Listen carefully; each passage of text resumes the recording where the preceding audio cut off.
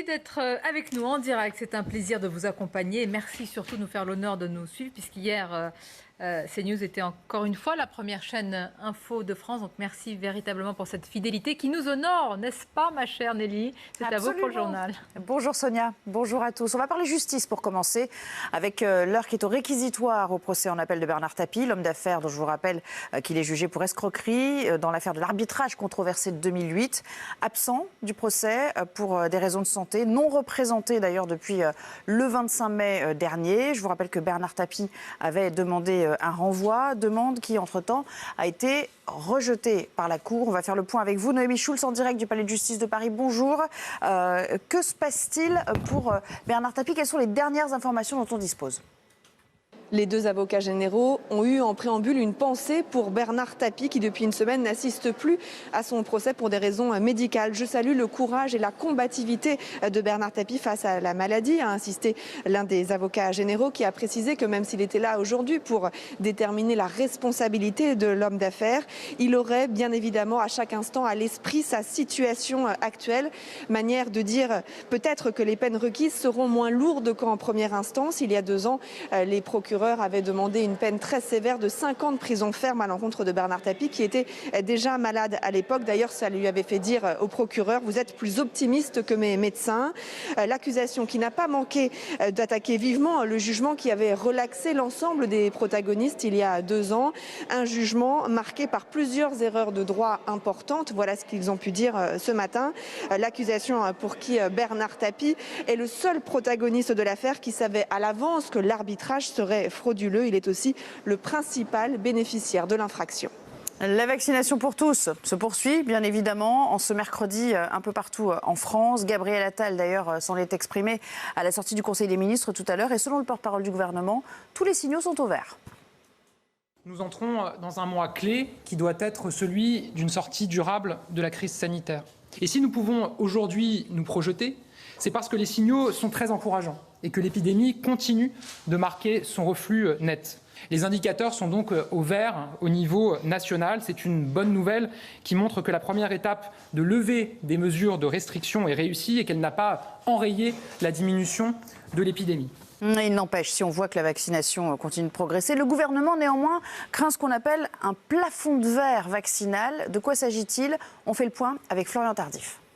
Les autorités françaises observent que dans les pays où la vaccination est bien avancée, après un rush sur les doses, on assiste progressivement à un ralentissement du nombre d'injections réalisées. Alors ce n'est pas encore le cas en France puisque la demande surpasse toujours l'offre, mais cette observation commence à préoccuper le gouvernement qui craint que la vaccination finisse par plafonner cet été à un niveau insuffisant. Ainsi, pour inciter ceux qui hésitent encore à se faire vacciner, une nouvelle campagne pour montrer tout ce que la vaccination permet de faire sera bientôt diffusée. Selon nos informations, aux alentours du 5 juin prochain, l'exécutif qui mise également sur le dispositif Aller Vert qui consiste à contacter les personnes, notamment les plus fragiles qui n'auraient pas été encore vaccinées, à leur proposer un créneau de vaccination. Et puis le gouvernement réfléchit également à étendre la vaccination aux mineurs, aux 16-18 ans. Un avis de la HAS, la Haute Autorité de Santé, est attendu. Tout cela, vous l'avez compris, pour atteindre cette fameuse immunité collective qui permettrait de lever l'ensemble des restrictions actuellement en vigueur dans notre pays. Un dernier mot, une image, aussi une carte postale qui nous emmène à Londres pour finir, la capitale de la Grande-Bretagne sous un grand soleil ces derniers jours. Vous le voyez avec des piscines extérieures, des parcs et des abords de la Tamise qui font le bonheur des habitants. Londres où il n'y a pas eu un seul décès lié au Covid. Hier, c'est important de le rappeler. Voilà pour l'essentiel. On passe au sport. Figurez-vous que c'est Carlo Ancelotti qui succède à un certain Zinedine Zidane au Real Madrid. Allez jusqu'au bout de l'action devant la chronique sport avec les Samsung Galaxy A.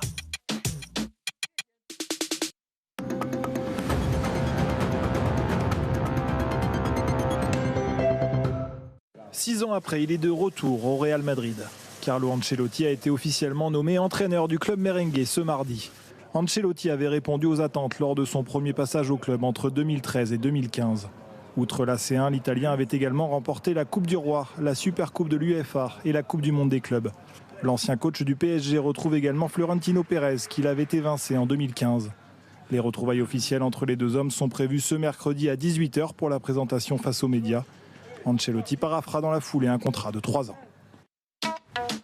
Vous avez rechargé vos batteries devant la chronique sport avec les Samsung Galaxy A. La suite du débat, Midi News, merci d'être avec nous et avec nos invités. Alors, qui est resté autour de la table? Je vous remercie, c'est Maître Carbon de 16, avocat pénaliste. Je précise qu'Olivier d'Artigol est parti de lui-même, c'était prévu. Le débat a été vif. Vous ne l'avez pas regardé? C'était en route. Ah, c'était en route. Alors, bienvenue à vous, Madame Valérie Gomez-Bassac, députée du Var, porte-parole du groupe La Majorité à l'Assemblée. Monsieur le professeur d'histoire-géographie, Kevin Bossuet, merci d'être avec nous, professeur en Seine-Saint-Denis. Et Jacqueline Eustache-Bregnaud, qui est sénatrice Les Républicains et conseillère municipale de Saint-Gratien, est également avec nous. Merci. Alors, je voudrais vous parler d'un village. Mais je ne sais pas si vous le connaissez. Vous connaissez le village de Saint-Cyr-la-Popille? Non. Non. Vous n'êtes pas passé. C'est magnifique. Oui. C'est le Oui, vous connaissez? Oui. Ah, bah racontez-nous. Bah, c'est magnifique, c'est un des plus beaux C'est villages. le village du France. poète surréaliste André Breton, effectivement. Et le village préféré des Français dans l'émission de Stéphane Bern. C'est aussi la France qui fleure bon les terroirs, La France les qui fait du territoires. La France qui fait du bien. Voilà, qui fait du bien. Et qu'est-ce qui s'y passe? Bah, je pense que le président y va. Exactement. Il y sera tout à l'heure l'après-midi. Alors, moi, je pense qu'il ne faut même pas vous poser la question, Madame la députée. Oui, ben, bien sûr, il est en campagne et on peut passer à d'autres questions. C'est une évidence. Bah, oui. C'est vous qui le dites. Hein, il a quand même. Pour un quinquennat, forcément. Alors, il est en campagne depuis le début de son mandat, puisqu'il va voir les citoyens depuis le début. Hein. Donc, c'est vrai qu'il y a eu un ralentissement avec la crise et avec la crise sanitaire. Mais vous savez qu'il aime cet exercice, qu'il aime aller voir les citoyens et puis voilà, avoir le ressenti du terrain plus proche d'eux. Donc, c'est pas surprenant. Dans ce beau village, et on salue évidemment probablement ceux qui nous regardent depuis Saint-Cyr-la-Popille, mais est-ce que vous pensez que c'est le village, l'endroit où en ce moment il y a le plus, qui colle le plus aux préoccupations des Français sur les thèmes sécuritaires ou autres? Alors, je ne connais pas particulièrement ce village, comme je vous l'ai dit, mais qu'il aille vers la ruralité. Et voilà, et les attentes de la ruralité, c'est vraiment important. Donc, pour moi, c'est un bon choix aussi. C'est un bon choix. Jacqueline Eustache-Bregnaud. Après, moi, évidemment, je ne serai pas aussi positive et optimiste que vous. On a aujourd'hui un président qui a souvent été accusé, pour moi, de manière claire, d'être décalé par rapport à la France, tellement décalé. D'ailleurs, il a eu au cours de... Bon, je ne fais pas la parenthèse Covid, c'est une parenthèse un peu différente, mais enfin, il a été accusé d'être méprisant, il a été accusé d'avoir un langage inadapté, parce qu'il ne connaissait pas la France, mais comme beaucoup de gens ne connaissent pas la France des territoires, ce qu'on appelait avant, dans un autre temps, la France d'en bas. Il ne la connaît pas.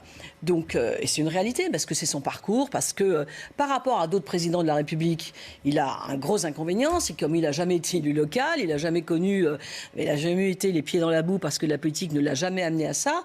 Il est arrivé tout de suite en haut de l'échelle, donc il est décalé. Ce président est décalé. Donc aujourd'hui, après avoir eu Emmanuel Macron chez Brut, on a eu Emmanuel et les youtubeurs, et maintenant on va avoir Emmanuel à la découverte de la France. Voilà, parce que c'est une réalité.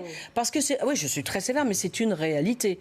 Il a gouverné de manière assez étonnante. Hein. Je ne dis pas que les présidents précédents n'allaient pas vers les Français, mais ils y allaient avec autrement, j'ai envie de dire, parce que son parcours est différent. Alors oui, je suis très critique. On va avoir monsieur Emmanuel Macron partout en campagne préélectorale parce que c'est le jeu, mais de manière un peu plus... Aujourd'hui, c'est pas là qu'il aurait dû aller. C'est pas là qu'il aurait dû aller. Voilà. Enfin, aujourd'hui, il va dans un très très beau village, très à l'abri de tout. Eh ben, il aurait dû aller à Amiens, tiens, voir les deux commerçants qui ont été attaqués. Il aurait dû aller à Paris, là où il y a les toxicomanes qui polluent et qui embêtent les gens. Je voudrais juste finir ça. Une campagne électorale, c'est dur, mais il faut aller confronter la réalité. Parce que les élus locaux, c'est ce qu'ils font tous les jours. Hein. Ils confrontent la réalité, qu'ils soient de droite ou de gauche, ils confrontent la réalité. Voilà. Donc on est en pré-campagne. Il n'a pas non plus la réputation de quelqu'un qui se préserve quand il y a un dialogue musclé. Parfois, d'ailleurs, il n'a pas la réputation de se protéger ou de se cacher Non. quand il y a un dialogue musclé, non? Oui, mais c'est pas, non, mais c'est pas le dialogue musclé, c'est l'image qu'on véhicule quand on fait une campagne D'accord, électorale. donc pour Il est vous, rentré en campagne il est électorale. en décalage par Voilà. rapport En plus, à la réalité entre de ce que nous, vivent les sincèrement, Français. Sonia, on a aujourd'hui des élections départementales et régionales, donc il va aller un peu perturber aussi tout ça, parce que c'est évidemment aujourd'hui, on ne peut pas dire que la République En Marche soit favori dans les sondages, quelles que soient les régions. Donc aujourd'hui, il va aller un peu perturber le discours politique autour des départementales et des régionales. Donc tout ça, on voit bien la manipulation Juste deux macronienne. secondes pour répondre Voilà, par rapport à ça. allez-y, Le fait qu'il n'ait pas eu de mandat local, moi au contraire, je trouve pas que c'est en face de quelqu'un de déconnecté. Bien au contraire, il a vécu dans la société, il a travaillé, il a vu les même si c'était dans un milieu, rien contre les banques, même si c'est dans un milieu, dans une filière Ça a qu'il a des choisi problèmes. lui. Mais je trouve que c'est pas parce qu'on n'a pas eu de mandat local, encore une fois, que l'on est déconnecté. Quant au choix de l'endroit, bon, ce village ou un autre, s'il était allé à un endroit où il y a des problèmes sécuritaires, etc., on aurait dit c'est maintenant qu'il s'en préoccupe, il veut faire le buzz maintenant. Donc qu'il y aille, il va y aller, il ira sans doute. Mais pourquoi maintenant? Bien sûr qu'il ira dans des quartiers difficiles. Enfin, je n'en ai pas la certitude, mais je vois comment il fonctionne et je sais les préoccupations. Quel est le vrai visage? Alors, mais je trouve que c'est bien aussi qu'il n'y aille pas pendant ce moment-là. Macron qui fait le concours d'anecdotes avec les youtubeurs à l'Élysée? Est-ce que c'est Emmanuel Macron dans la France, parlant de la France profonde dans la revue? C'est l'Emmanuel Macron de tous les citoyens. En même temps, là. Oui, mais je pense pourquoi on doit être un Emmanuel Macron des riches, un Emmanuel Macron des pauvres, un Emmanuel Macron des youtubeurs. Et bien le vrai, c'est celui de tous. Mais le problème, c'est qu'il va parler dans chaque endroit, à chaque strate de la population. C'est ce qu'on appelle du communautarisme politique. Voilà. Mais, au lieu d'avoir un discours global. Pour être sérieux 2 minutes, est-ce que vous ne pensez pas qu'on est en train de pêcher par stéréotype en choisissant Saint-Cirque la Popie, dont vous venez de dire que c'était une France sans problème? Pardonnez-moi, encore une fois, avec peut-être pas les mêmes beaucoup de problèmes respect. que Non, mais Stalingrad à Paris. mais est-ce que ce ne sont pas des problèmes? Qu'est-ce qui vous dit qu'il n'y a pas de problème? Non, mais sûr qu'il y en a. Non, en ruralité. Il peut y avoir Qu'est-ce qui vous dit que les déserts médicaux, il y a plein d'autres mais sujets. vous savez, quand Mais on c'est une vit France apaisée, en je dis. province, moi je viens d'un village des Hautes-Pyrénées, vous savez qu'on a beaucoup de problèmes. La désertion des services publics. Les incivilités, même en ruralité, existent également. Le vol du matériel agricole. Oui, mais maître, quand même, c'est une France un peu plus préservée que certains territoires vraiment perdus de la République. Non, mais pourquoi les Parisiens sont en province? Les habitants de ces villages ne se vivent pas comme préservés, ils se sentent même comme abandonnés. Ils pensent même qu'il y a une forme de trahison démocratique. C'est juste. Parce qu'ils payent autant d'impôts que les autres avec moins de services.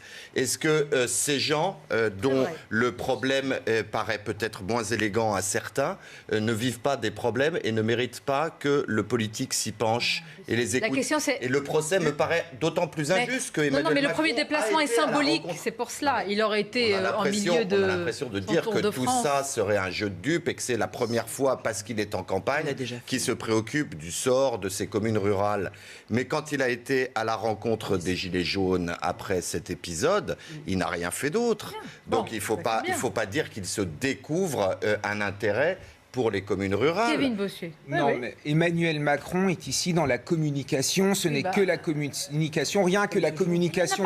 Il y a un peu plus d'un an. Et s'il était resté à l'Élysée, on lui il nous disait qu'on était en guerre. Maintenant, il a choisi une belle carte postale parce que c'est joli, pour nous dire que tout va aller mieux et finalement qu'il est responsable de tout cela. Enfin, c'est quelque chose qui n'est pas entendable. Et moi, je suis d'accord avec Madame la sénatrice. Moi, je trouve qu'Emmanuel Macron ne connaît pas les territoires et je trouve même qu'il méprise ces territoires. Et on l'a vu pendant la crise de Gilets jaunes où il n'a absolument rien compris à ce qui se passait, alors qu'il suffisait d'interroger n'importe quel élu local. En effet, ce dernier lui aurait dit ce qui était en train de se passer sur ces territoires. En effet, depuis des années, la vérité, c'est qu'Emmanuel Macron n'a aucune conscience patriotique. Il dirige la France comme il dirigerait l'Allemagne ou l'Algérie. Il n'a pas de conscience patriotique. Ça fait 2 fois que vous me le dites. Oui, ça fait 2 fois. Parce que moi, encore une fois, je le redis, mais quand on critique la France à l'étranger, moi, ça me pose un léger problème. Alors maintenant qu'il est... Mais si, c'est dire qu'il n'avait pas conscience des Gilets jaunes. Alors déjà, dans son livre, il annonçait justement ce risque de crise, etc. Non, mais après que ce soit arrivé vite, que ce soit... un emploi, il suffit de traverser la rue. Mais là, je vois tout le monde de court. Pendant les Gilets jaunes. Exactement. Et il n'y a pas de... On va demander, vous allez répondre. Samy Sfaxi, notre journaliste politique, est avec nous depuis la rédaction de CNews. C'est vrai, Samy, que ce n'est pas un déplacement, j'allais dire, extrêmement compliqué, rude pour le président. C'est plutôt une étape qui sera sans doute paisible, sereine. Déplacement risqué, d'abord parce qu'il va dans un village où le maire est étiqueté En Marche, où en 2017, il y a près de 80% des habitants qui ont voté pour Emmanuel Macron. Donc là-dessus, aucun risque. Mais c'est vrai qu'officiellement, l'objectif de ce déplacement, c'est de prendre le pouls du pays, d'aller à la rencontre des habitants, d'évoquer avec eux les difficultés auxquelles ils ont été confrontés. Mais officieusement, on voit bien qu'il y a un air de campagne derrière cela. On est à moins d'un mois des régionales. La République En Marche est en grande difficulté dans la plupart des régions de France. Donc c'est l'occasion pour le président de redonner un peu de souffle à son parti. Mais on le sait, le président, il adore ce type d'échange directement avec ses concitoyens. Il l'avait fait pour le grand débat national pour répondre à la crise des Gilets jaunes. Là, on sort d'une crise sanitaire. Nouveau Tour de France. Donc en fait, un Tour de France pour chaque crise. C'est un peu le message qui est envoyé par le chef de l'État. Et comme vous le disiez sur le plateau, c'est vrai qu'il pâtit un petit peu de cette image de déconnexion avec ses concitoyens. L'idée de rester dans sa bulle, dans sa sphère parisienne, fait que, eh bien, il est obligé, et justement à cette occasion, d'aller sur ces territoires. Merci Samy Sfaxi pour cette analyse. Je voudrais qu'on écoute les réactions parce qu'elles sont nombreuses, évidemment, avec ce tour de France. C'est ainsi qu'elle a été présentée. Alexis Corbière, France Insoumise, François Rebsamen, Parti Socialiste et Valérie Pécresse à droite, ils sont d'accord. Pas rien, hein, sur ce tour de France. À quelques nuances près quand même, écoutez. C'est la stratégie du grand râteau là pour les élections qui viennent. Alors il va comme ça passer lisser le territoire national. Bon, non mais comme président de la République, moi après je suis quelqu'un qui critique la fonction présidentielle qui est très présidentielle en 5e République. Donc c'est un peu Sa Majesté va voir ces sujets. Bon, mais l'idée qu'il aille sur le terrain, moi je vais pas la critiquer. Par contre, acceptons l'idée qu'il est en campagne présidentielle. Voilà ce qu'il est en train de faire. Il est déjà en campagne, c'est évident. Hein. Il a enjambé les élections locales, parce que le parti En Marche n'existe pas en réalité, et donc il n'existe que par la présence du président de la République. On le voit bien. C'est tout à fait le rôle du président d'aller à l'écoute des Français et de surtout pas se laisser enfermer dans son palais. Ce qui me choque, c'est que ce Tour de France commence à 3 semaines d'une élection et pendant une période qui est une période de réserve politique où les ministres et le gouvernement n'ont pas le droit aujourd'hui. Mais qui ne concerne pas le président de la République, hein, cette réserve. La loi exclut le président de la République de cette réserve. Moi, je pense qu'il devrait, en bon républicain, se l'appliquer aussi, de façon à ne pas déséquilibrer les temps de parole. Alors, vous avez déjà engagé... Qu'est-ce qui se passe Non, mais Maître me disait, on voit quand Valérie Pécresse en campagne. Bon, on la voit partout. Dimanche, elle était à l'Isle-Adam, elle était à Montmorency, elle est partout. Et elle est en campagne. Elle est en campagne. Elle est en campagne. Ma réflexion, Valérie Pécresse dit... Quand est-ce qu'on l'a vue à la rencontre des habitants d'Île-de-France? Elle le fait au quotidien. Alors, je voudrais quand même que vous venez de me prêter. Pourquoi vous la suivez de près pour savoir? Oui, ça m'intéresse. Mais vous la suivez, vous savez si elle va au contact ou pas? Oui, et je sais, habitant l'Île-de-France, que je n'ai jamais eu l'occasion de la rencontrer. Rien que pour ça, c'est un bon argument pour dire qu'elle ne fait pas campagne. Et je ne connais personne qui a été convié à la rencontrer. Rassurez-moi, si vous ne me croisez pas, c'est pas que je n'habite pas la même ville que vous. Hein. Non, attendez, Valérie Pécresse, elle a des élus dans les départements. Vous avez raison de prendre ça sous l'angle du sourire. Ce que je veux dire, c'est que le procès sans une introspection me paraît un peu cruel pour les auteurs de ces reproches. C'est-à-dire que heureusement que nous avons des élus qui travaillent. Et merci à toutes les deux qui représentaient le pouvoir législatif de travailler autant pour nous. Mais il ne faut pas venir instruire le procès du président de la République quand il va à la rencontre des Français, instruire son procès quand il n'y va pas, et surtout oublier que soi-même absorbé par la tâche très noble qu'occupe Madame Pécresse, elle n'a jamais non plus été à la rencontre des Français. Alors, moi je voudrais juste parler de Valérie Pécresse, parce que comme j'étais à ses côtés, je trouve que Valérie Pécresse, d'abord, je voudrais juste dire qu'elle est à la tête d'une région, que la région fonctionne avec des conseils régionaux dans chaque département qui sont là pour représenter la région et travailler avec les élus locaux. Elle, c'est certain, et puis elle est déclarée. Moi, la question n'est pas de savoir si... Elle est en campagne pour toutes les campagnes qu'elle mène. Elle est en campagne pour la région. Non, alors je ne peux pas vous laisser dire ça. Elle n'est pas candidate à la présidence de la République. Non, non. Donc vous voyez qu'elle ne le dit pas, alors qu'elle l'est évidemment. Elle est en campagne. La mettre pour le coup, là, vraiment, c'est malhonnête intellectuellement. De la part de l'avocat, c'est un procès d'intention. C'est un procès d'intention. Elle est en campagne pour les régionales. Elle est en campagne pour les régionales. Personne ne reproche au président d'utiliser les deniers nous ne sommes pas dans ce débat. Là, des citoyens. C'est de le faire 3 semaines avant des élections locales. Voilà. Et alors Voilà. Non, c'est surtout de le faire. Et alors Il le fait après la crise sanitaire. Jusque-là, il ne pouvait pas le faire. Elle n'est pas finie. On va attendre septembre. Pas tous en même temps, s'il vous plaît. Non mais la campagne sanitaire, elle se termine juste là. Elle n'est pas terminée. On a toujours encore les masques à l'intérieur, à l'extérieur. Donc malheureusement, c'est pas tout à fait fini. Et il aurait très bien pu attendre septembre pour faire ce tour de France des villes, des villages pour sa campagne présidentielle. Il fait exprès de faire ça parce que 3 semaines avant les élections locales. Bon, ben, on verra d'ailleurs. Est-ce que vous croyez c'est pas ça qui va faire améliorer le score en marche dans les territoires. Ça va bouger le scrutin. On verra. Mais moi, la justement, question que je veux savoir, très sincèrement, c'est la question que je vous pose. Bon, le choix, moi, c'est bien, c'est un très beau village de France, ça fait du bien de voir nos paysages. Et puis, on va voir comment il va déambuler, puisqu'il va y avoir toutes les caméras et ce qui va être dit. Mais véritablement, c'est pas qu'il n'y a que les sujets sécuritaires, mais nous sommes dans une... Il le reconnaît, le président. Il dit souvent que le pays est fracturé, qu'il faut apporter des réponses. Est-ce que vraiment c'est le symbole ici, et pour démarrer quand même un Tour de France important, des fractures, des mots à main X de notre société? C'est ça la question. Voilà. Oui, c'est une bonne question. On a répondu. Mais pourquoi n'y aurait-il que la sécurité à l'agenda des sujets à régler? Mais c'est pas moi qui l'ai mis. Et c'est le président qui, dans une interview au Figaro, a dit qu'il fallait un droit, je crois, à la vie paisible. Je crois que là, même s'il y a beaucoup de difficultés, il y a peut-être plus un droit à la vie paisible que dans d'autres territoires. Est-ce que quand en se disant cela, et parfois, dans certains visages... On pense même qu'elle est trop paisible. Non, mais venez en ruralité. Moi, je suis donc sur une circonscription rurale. Non, mais pour d'autres choses. Vous croyez que la personne qui n'arrive pas à se déplacer parce qu'elle travaille à X kilomètres, parce qu'il n'y a pas de moyens de locomotion, parce que je ne dis pas que c'est pas partout, mais c'est surtout en zone rurale. Et donc, justement, pourquoi il n'irait pas là? Pourquoi il n'irait pas là? C'est parce que là, il va dans une zone rurale et c'est très bien. Qu'a-t-il fait en effet pour la désertification médicale? Qu'a-t-il fait pour les agriculteurs? Il a fermé, enfin le gouvernement a fermé plusieurs collèges ruraux sans se soucier finalement des conséquences pour ces territoires. Donc la question, c'est que là, il veut faire table rase de passer avec une belle carte postale, mais personne ne va le croire. Enfin, à un moment, c'est de la grosse politique politicienne. C'est une grosse ficelle. Et aujourd'hui, la société est traversée par l'islamisme, la société est traversée par l'insécurité, la société est traversée par une crise économique qui va être très importante. Et que fait Emmanuel Macron? Il va prendre des photos devant un magnifique paysage, mais peut-être que sa place, elle est plutôt à Stalingrad, à Paris, qui est bouffée notamment par les problèmes de drogue. Peut-être que sa place, elle est en Seine-Saint-Denis, avec une montée grandiloquente de l'antisémitisme qui fait suite notamment au conflit israélo-palestinien. Et peut-être qu'il devra aller aussi dans les usines avec ces victimes des délocalisations, ces ouvriers qui sont en train de souffrir aujourd'hui parce que les conséquences économiques du confinement vont être terribles. Donc il ne choisit pas le bon endroit. C'est un président de carte postale. Ah bah dis donc, vous allez envoyer la carte postale. Non, bah écoutez, le débat se poursuit. On va marquer une pause. Vous allez pouvoir nous dire ce que vous en pensez. On va voir aussi, parce que c'est ça le plus important, véritablement, les mots qui vont être dits. On ne va pas le suivre évidemment à la trace, la question n'est pas là, mais derrière les images, c'est quelle réalité de la France telle que nous la voyons, telle que nous la vivons, des thèmes que nous évoquons. On va aussi parler quand même de la crise sanitaire qui n'est pas derrière nous. Ne pas donner l'impression, évidemment, même si les chiffres sont encourageants, vient de le dire le porte-parole du gouvernement. Une pause et on revient tout de suite.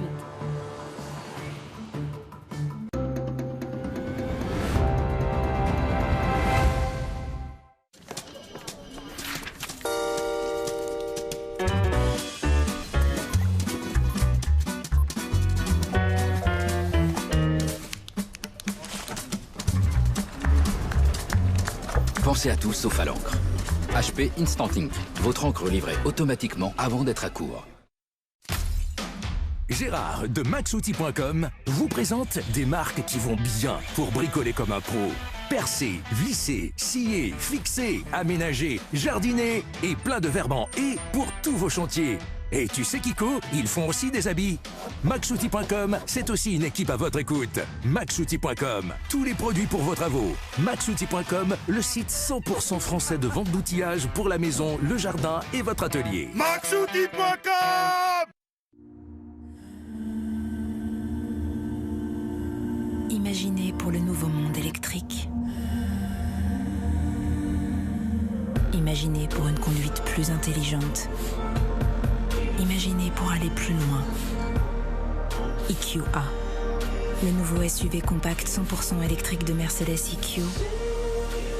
Imaginé pour le futur, à vivre maintenant. On tourne dans 2 minutes. Henri, dites-moi, avant qu'on commence l'interview, vous avez vraiment perdu du poids avec Comme J'aime? Bah oui, j'ai perdu 15 kilos avec Comme J'aime. Ah oui, quand même. Bon, en tout cas, ça vous va très bien. Hein. C'est gentil, merci. Et vous pensez que ça marcherait pour moi? Mais vous n'avez pas besoin. Oh si, un petit peu quand même, j'ai quelques kilos ici et là. Ben n'hésitez pas, vous verrez, c'est super efficace. Alors si vous aussi voulez perdre du poids, rendez-vous tout de suite sur commej'aime.fr. commej'aime.fr. Et surtout, n'oubliez pas le .fr.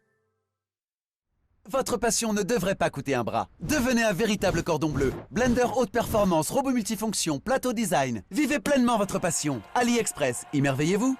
Eh bon, je connais un chef aussi sympa que lui. Le mec te fait un plat cadeau comme ça. T'as rien demandé. Ma sveglia, bambino. Aujourd'hui, avec un plat acheté, c'est un plat offert sur Uber Eats. Hein? Ah ouais.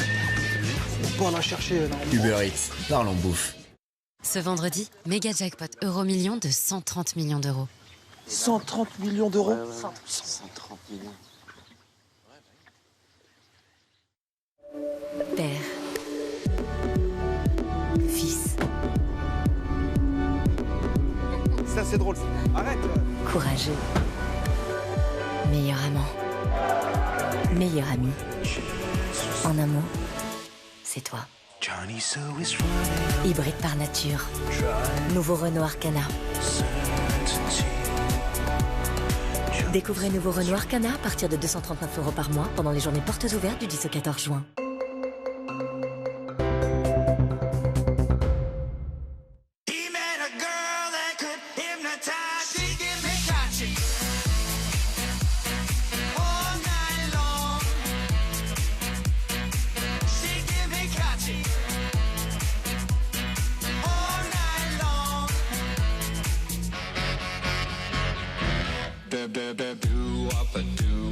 BMW X1 et BMW X2 hybride rechargeable dès 390 € par mois, entretien inclus.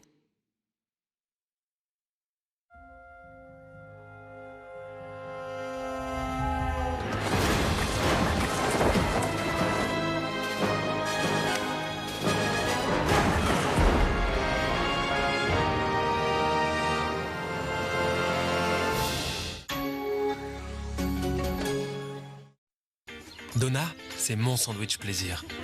Du bon pain à la farine de blé française, du jambon origine France, de la salade pour le plein de fraîcheur. C'est ma pause gourmande. Donna, le plein de vie.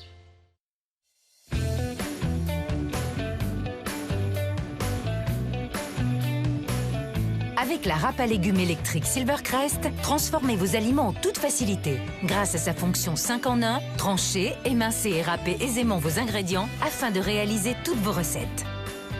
Râpe à légumes électrique Silvercrest, 19,99 €. Dès jeudi, en exclusivité chez Lidl. Lidl, le vrai prix des bonnes choses.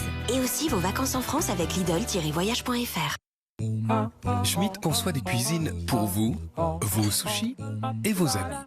Mais aussi des salons, des meubles et des ranges biberons. Des dressings sur mesure avec de la déco d'aujourd'hui. Des projets pour demain. Et du rock d'hier. Schmitt conçoit des intérieurs où il fait bon vivre. Home Schmitt Home.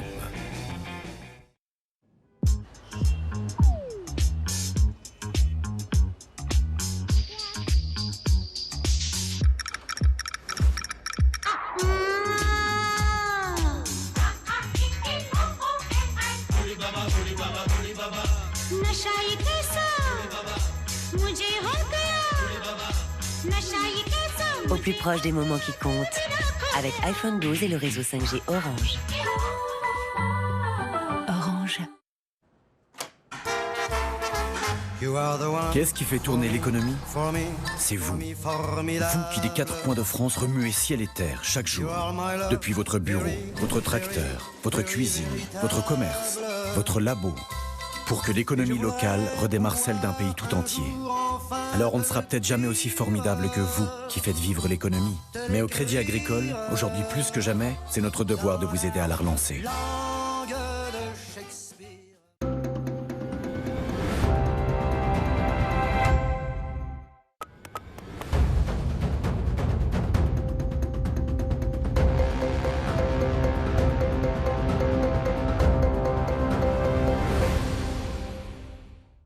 c'est dommage. Une carte postale de Saint-Cyr-la-Popille, plus beau village de France. Et il a été élu ainsi par les Français. Oui, je crois. Exactement, dans une émission télévisée. Stéphane Bern, il y a plein. Moi, j'aime bien passer comme ça, fait du bien, je trouve. Ah, oui. Ça fait de la verdure, voilà. C'est agréable, ça montre aussi l'importance de nos paysages.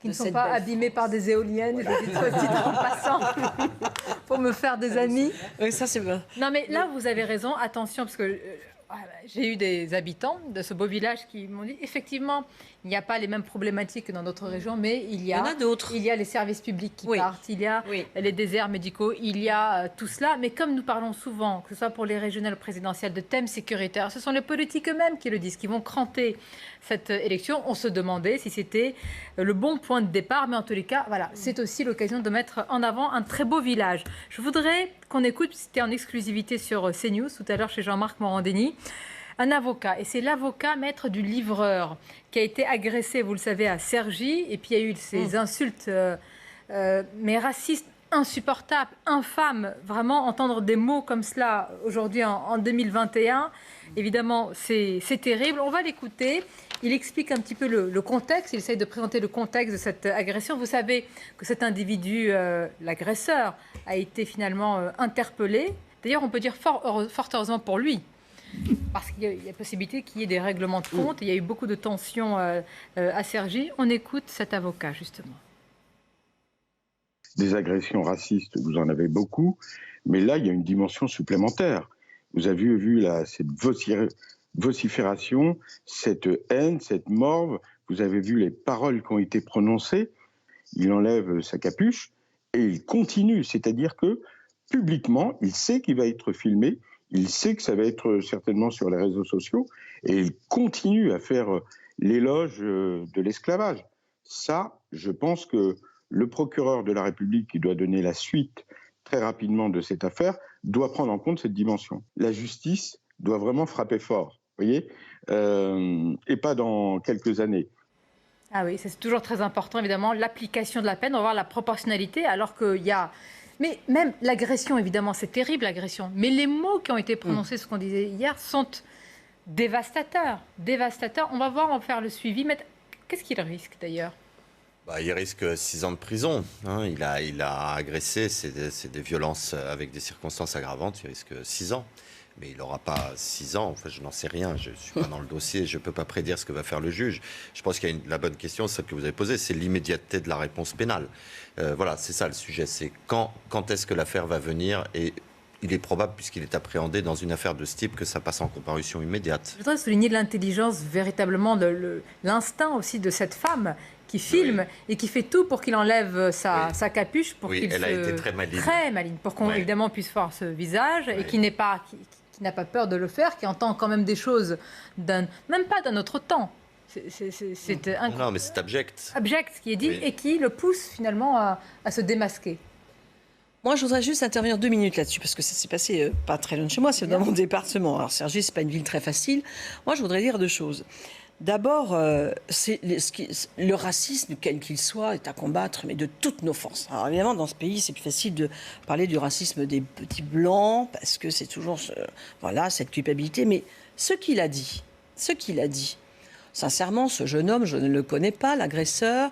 Je ne pense pas qu'il ait une maîtrise en histoire.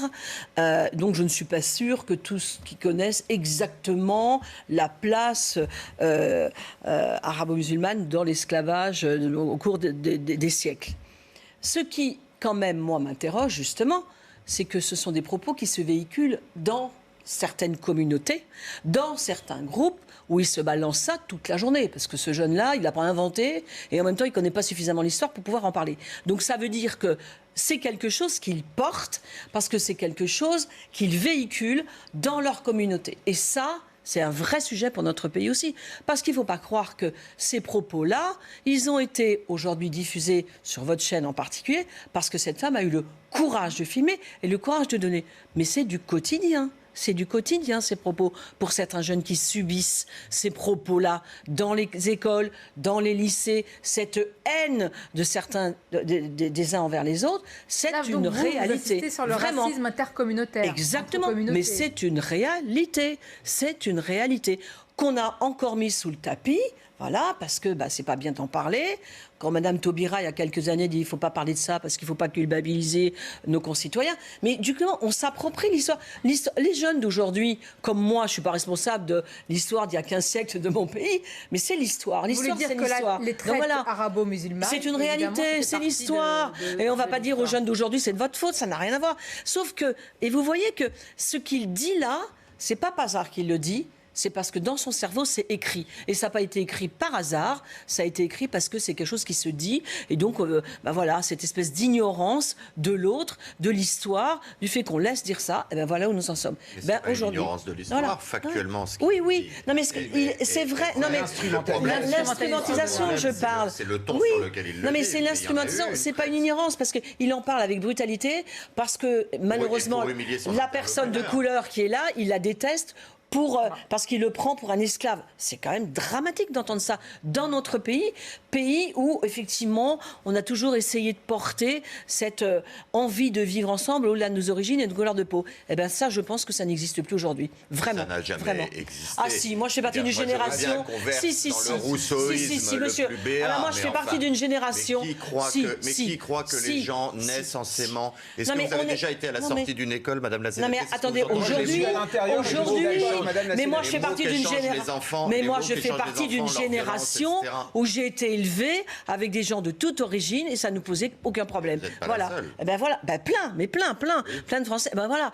Aujourd'hui, ce n'est plus possible aujourd'hui parce qu'on a communautarisé notre société. On a communautarisé notre société. Un chemin de crête, c'est que c'est vrai que dans certains pays de l'autre côté de la Méditerranée, il y a quelques années, et moi j'en suis le produit comme d'autres, il y avait quand même plusieurs communautés qui vivaient bien, puis après tout ce qui s'est passé, malheureusement, certaines... Avec des heurts aussi. Oui, mais pas comme ça. Avec des heurts. Mais bien sûr que si. Non, mais notre objectif n'est pas de comparer, c'est d'essayer de faire qu'en France, il n'y ait pas d'exportation, de conflits, Mais ça a toujours existé. Je ne nie pas la réalité de ce sujet. Je veux simplement dire qu'il est même d'autant plus aigu, ce problème, que c'est un problème qui est ancré depuis longtemps. Oui, mais est-ce qu'il n'y a pas un défaut d'intégration plus important? Voilà, c'est qu'aujourd'hui, on a une immigration pas contrôlée. On a une immigration pas contrôlée. Donc, je ne sais pas, je pose la question. C'est ça le problème, on a une immigration pas contrôlée. Donc, du coup, voilà, on subit et puis on en parle toujours de la même manière, malheureusement. Oui, c'est une réalité. C'est-à-dire que cette société multiculturelle est en train de devenir une société multiconflictuelle. Mais c'est comme ça ce qu'on lui... Mais la France n'est pas dans un modèle multiculturel. Heureusement, c'est ça, bien sûr. Mais le problème, c'est que sur certaines parties de notre territoire, finalement, on n'apprend plus à aimer la France, on n'apprend plus la culture française. Il y a une communautarisation qui est assez conséquente et une défiance qui est en train de naître vis-à-vis finalement le pays d'accueil et vis-à-vis de la culture commune. Et ça débouche en effet par un sentiment finalement d'être victime d'un pays qui est la France. Et la conséquence, c'est quoi? C'est l'augmentation de la francophobie, c'est l'augmentation du racisme anti-blanc et c'est finalement une volonté de faire du racisme anti-blanc quand il y a un arabe qui insulte un noir. On voit une communautarisation de la société où finalement... Peut-être qu'il est français quand même. Est-ce qu'il a parlé de la France? Je ne sais pas, c'est les Français. J'en sais rien. Il n'est pas né en France. Est-ce qu'on a parlé de la France? Non, mais c'est ça ce qui est terrible. Ce qui nous fait mal, c'est que ce sont les communautés qui montent les uns contre les autres et on oublie le pays derrière. Regardez ce qui s'est passé à Il Sergi. ne s'agit pas de chercher des circonstances absolutoires pour l'auteur des propos racistes. Il s'agit simplement de se demander si réellement il s'agit de quelque chose qui illustre une situation. Je ne suis pas sûr. Oui. Et donc c'est triste de voir que ce sont des communautés les unes face aux autres. Regardez, face à face, comme disait Gérard Collomb. Je reviens sur mon sujet. Est-ce que le problème est nouveau? Et la conséquence quand même. Je partage assez cet avis. Je pense que le problème n'est pas nouveau. Je pense que ça existait avant. Les gens vivaient certes ensemble, mais ne s'aimaient pas pour autant. Mais c'est vrai qu'ils cohabitaient mieux. En revanche, ce qui est très très inquiétant, c'est cette banalisation de la violence. Moi, c'est ça qui m'inquiète. Le fait d'utiliser des mots violents, d'avoir des actes et des comportements violents, et on voit que la banalisation de cette violence, elle s'étend de plus en plus. Oui. Et c'est ça qui me gêne. Et regardez, puisqu'on vient de parler de Saint-Cyr-la-Popie, comme on se déteste d'un village à l'autre en France. Est-ce que ça remet en cause l'unité? Non, mais c'est d'un village à l'autre. Ce n'est pas... Bien sûr. J'ai des exemples. C'est démesuré comme je ne sais pas où les mettre, mais bon. Ce n'est pas un phénomène qui est... C'est un phénomène qui est nouveau. Moi, je vais prendre l'exemple de la communauté juive. Regardez ce qui est en train de se passer en Seine-Saint-Denis, il y a un historien, Georges Bensoussan, qui a montré qu'au cours des dernières années, 80% des Juifs ont dû quitter la Seine-Saint-Denis. Il y a des fermetures de synagogues tous les jours. Et quand vous interrogez ces Juifs qui sont partis, ils nous disent pendant longtemps, on a vécu en tranquillité, notamment ensemble dans ces banlieues. Et aujourd'hui, ça devient quelque chose d'inacceptable. Donc, vous voyez, madame, à force de fermer les yeux sur la réalité de la société, j'ai dit que ça a toujours vous passez à côté du problème, qui est le problème multiculturel, qui débouche finalement sur une désintégration de ces territoires et une désintégration de la République. Et c'est excessivement grave ce qui se passe aujourd'hui, parce que la République est une et indivisible, et ce n'est pas le modèle multiculturel qu'on essaie de nous vendre. Il faut trouver des solutions, d'accord, mais n'interprétez pas mes propos. J'ai pas dit que je nie pas ce qui s'est passé. Les solutions, c'est de parler de tout, c'est-à-dire de parler et du racisme et d'un racisme qui peut imprégner certaines communautés. Et malheureusement, il faut aller contre par l'éducation. Est-ce que vous considérez que l'agression à laquelle se livre ce fou furieux sur ce malheureux livreur est révélatrice de la coexistence de plusieurs communautés dans la ville de Cergy? Non mais, voilà. Regardez la conséquence. Vous venez de répondre par votre silence. Non mais j'ai pas compris ce que vous avez voulu dire. Enfin, quelle est la question? J'ai pas compris, donc j'ai pas pu répondre. J'ai pas compris. Malheureusement, j'ai pas compris. Oui, je vois bien que vous n'avez pas compris. Qu'est-ce que vous vouliez dire? Est-ce que l'acte d'un fou furieux qui profère des propos... Mais tout le monde est fou alors, parce que si on psychiatrise tout le monde... Attendez, vous avez vu la violence de l'agression et la force de la... S'il passe à l'heure devant le tribunal, il va dire je vous demande si vous considérez que c'est révélateur du mode de vie quotidien à Cergy. À Cergy, oui, bien sûr qu'à Cergy, ça chauffe, il y a des communautés. Regardez ce qui s'est passé d'ailleurs. Donc vous venez de confirmer ce que je dis, ça fait longtemps que ça existe. Non, ça fait pas longtemps. Regardez ce qu'a fait le préfet. Et même si ça fait longtemps que ça existe, mais il faut trouver des solutions.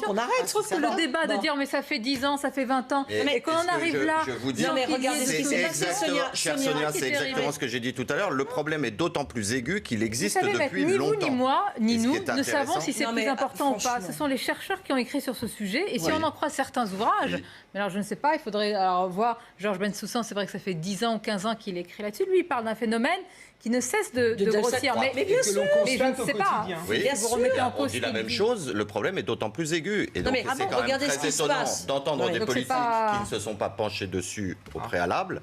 Certains ont tiré la mer depuis longtemps. Cette agression. On n'était pas très nombreux il y a quelques années à le dire, on était tous des fachos. Non mais attendez, la question c'est pas uniquement de le dire, madame la sénatrice, c'est de savoir ce qui a été entrepris pour y remédier. Je voudrais quand même dire que quand même aujourd'hui, il y a eu ça, et que le préfet a pris un arrêté de fermeture du restaurant qui se trouvait là où le livreur était allé chercher pour 7 jours pour éviter qu'il y ait des représailles contre le propriétaire du restaurant qui est vraisemblablement pour rien. Donc vous vous rendez compte où on en est? C'est-à-dire que comme il y a eu effectivement un regroupement hier à Cergy devant ce restaurant, le préfet il a fermé le restaurant pendant 7 jours en disant on va être tranquille, on ne veut pas de bagarre. Non mais où en sommes-nous? Où en sommes-nous quand même? Voilà, où en sommes-nous? On va suivre quand même ce qu'il en sera pour cet agresseur, pour la justice effectivement, et on espère que la justice va être à la hauteur de ce qui s'est passé.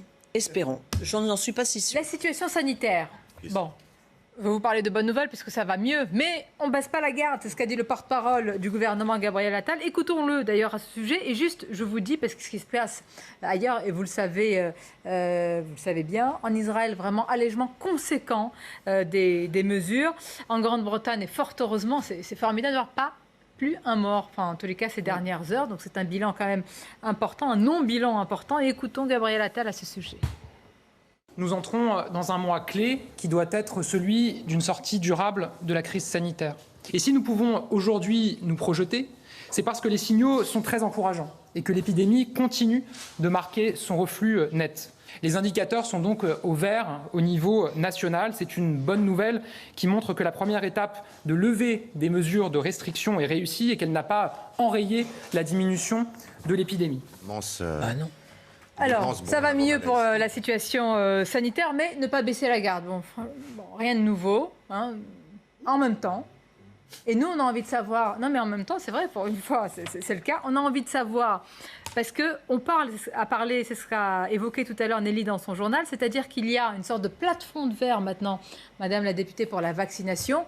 on vaccine quand même beaucoup plus, davantage, et les plus jeunes. Mais à partir là de la fin de ce mois, l'enjeu va être de convaincre ceux qui ne sont pas persuadés des bienfaits du vaccin pour qu'on arrive quand même à un niveau conséquent. En effet, il faut continuer à les inciter à aller vers la vaccination. Il faut surtout leur dire que voilà, je sais que les beaux jours arrivent et qu'il y a d'autres choses à faire, mais que justement pour les faire de manière plus tranquille et pour se protéger, pour protéger les autres, il est impératif de se faire vacciner. Et j'espère vraiment que ça va continuer en ce sens. Mais bon, je suis assez confiante. J'espère que ça sera le cas. Écoutez, pour l'instant, le nombre de vaccinations augmente. Les chiffres qui avaient été annoncés pour l'instant sont tenus. Donc espérons que ça continue comme ça et que tout le monde prenne ses responsabilités à ce niveau-là pour arriver à une immunité. Mais est-ce qu'il faut je ne sais pas. Oui, il y a une campagne. D'ailleurs, quand même, moi, je tiens à souligner parce que parfois on est un peu. Vous êtes critique, non hein? J'aime beaucoup. Ah, moi aussi. Et en particulier, je ne sais pas quel est. Vous l'avez tous vu. Il y a ce rugbyman. Je trouve qu'elle est formidable parce que véritablement, en plus, il y a les valeurs du sport, de la solidarité, du rugby, de retrouver les amis. Ça vous fait sourire, maître. C'est bien de voir sourire. C'est un peu tendu ces 2 heures-là. C'est vrai. Ah oui, je trouve. Voilà, grâce à vous, je me détends. Merci mille fois. Non, mais pas trop se détendre. Il ne faut pas baisser la garde. Mais est-ce qu'il faut enlever le haut? En tout bien, tout honneur, le masque à l'extérieur. Moi, j'ai envie de savoir. Je sais que vous n'avez pas de réponse. Non, je ne l'ai pas. Mais à partir de quel moment? Est-ce qu'il y a un chiffre, un moment où on va se dire. C'est pas que je connaisse, mais j'ai envie de dire ça vaut quand même le coup encore de le porter un peu encore et puis de pas revenir sur une nouvelle vague en septembre ou de continuer à la vaccination. Je pense qu'on n'est pas surtout avec l'été. Surtout avec l'été. Les médecins disent que le port du masque. Les médecins, pour une fois, on a un consensus scientifique dans ce pays où les médecins disent que le port du masque en extérieur n'est plus utile. Est-ce que je peux dire quelque chose? Alors pourquoi? Mais j'aimerais comprendre. C'est une question que je pose. Pourquoi est-ce que tout le monde dit oui, mais ça serait bien qu'on continue un petit peu quand même? Parce qu'on passe de l'intérieur à l'extérieur. Alors, est-ce que les Français seraient... On n'est pas quand même, on est doté du droit de vote, on n'est pas complètement décérébré, on peut enlever son masque. Vous voyez, moi, je crois que c'est ça, c'est que les gens n'ont plus le porter du tout. Et qu'en intérieur, il faut le porter. Parce que nous sommes quand même un peu pas toujours respectueux de ces règles qui nous embêtent depuis 1 an. Et le risque, c'est que tout le monde l'enlève tout le temps. Tous les 5, là, personne ne porte le masque. Le port, alors, distance fortement respectée. Et je touche du bois, j'en ai pas. Tout nettoyer depuis le début de la pandémie, fort heureusement, pas de cas. Et vous êtes vaccinés. Si on était si intimement convaincus de l'impérieuse nécessité de porter le masque, peut-être que les tenants de cette thèse le porteraient. Oui, le port du masque n'a aucun sens à l'extérieur. Ça a été montré par les scientifiques, ça a été dit et redit par les médecins. La vérité, c'est que le port du masque aujourd'hui, ça pose un problème politique. Parce qu'en effet, le gouvernement nous a dit qu'il fallait le porter. Donc on l'a tous civilisationnel. N'exagérons pas non plus. Si, moi j'insiste. Madame la sénatrice, ça fait plaisir de voir les sourires dans la rue. On l'a tous porté. Et au début, c'est normal parce qu'on n'avait pas les connaissances que nous avons aujourd'hui. Sauf que imaginez si on dit aux Français finalement vous pouvez enlever le masque aujourd'hui et finalement à l'extérieur ce n'était pas utile. Imaginez la fronde politique qu'il y aura autour de ça. Donc, le problème c'est que maintenant on arrive à un moment où les Français en ont marre, on arrive à un moment où il fait chaud, on arrive à un moment où le port du masque est insupportable. Donc peut-être que si vous voulez accélérer la vaccination, il faut aussi d'un autre côté lâcher un peu du lest et se dire tout simplement que le masque à l'extérieur, il va y avoir les élections, des personnes qui se croisent, des endroits où je vais vous demander de remettre votre masque puisque vous allez sortir à l'extérieur. Merci pour ce débat. Merci. Beaucoup de sujets. Qu'est-ce qui se passe aujourd'hui? C'était... Il fait chaud. Énergie. Vous avez arrêté la clim. Je le fais exprès. Comme ça, je fais monter la température du débat. Bon, merci beaucoup parce que c'est grâce à vous tous, les invités chaque jour, qui font de ces news régulièrement, parfois en tous les cas Première Chaîne Info et en particulier Midi News. Donc merci encore. Restez avec nous, Clélie Mathias pour la belle équipe et bel après-midi alors à vous.